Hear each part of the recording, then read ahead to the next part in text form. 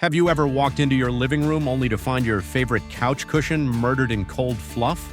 And there's your dog, sitting there like a furry Picasso looking super guilty with his head down, eyes wide, and tail doing that awkward "please don't be mad" wag.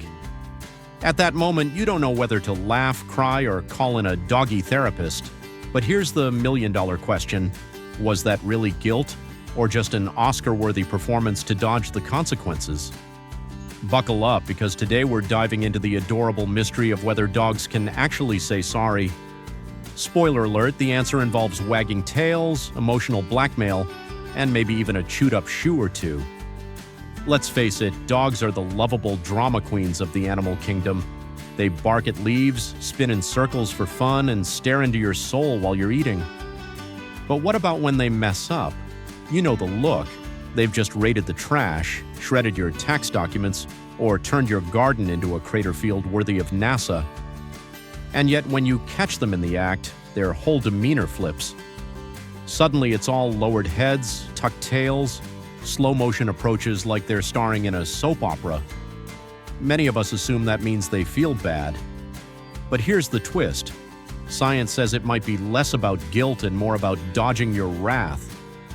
You see, dogs are emotional geniuses, not in a Shakespearean, alas poor Yorick kind of way, but in the I can read your vibe from across the room kind of way. They're not necessarily sorry for what they did. They're sorry you're mad about it. According to researchers, dogs are incredibly sensitive to human body language and tone of voice. That look they give you? It's more of a "please don't be mad" reflex than a moral reckoning.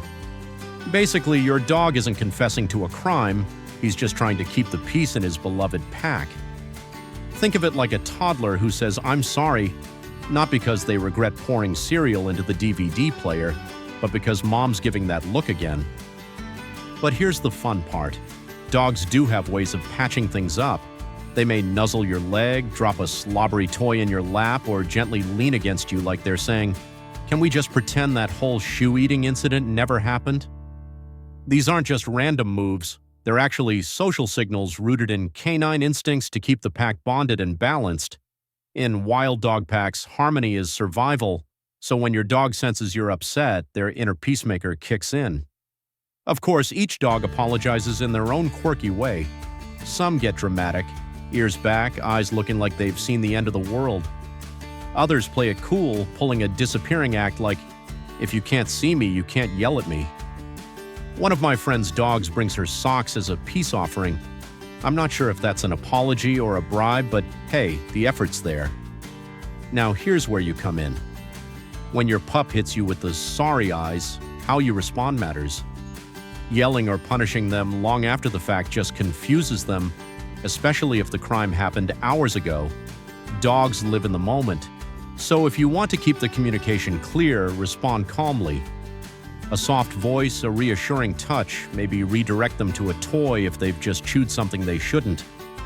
And no, don't hand them a treat the moment they flash you that sad face, unless you want them to think chewing your TV remote equals cookie time. But let's zoom out for a second. Do dogs apologize to each other? Kind of, but not like we do.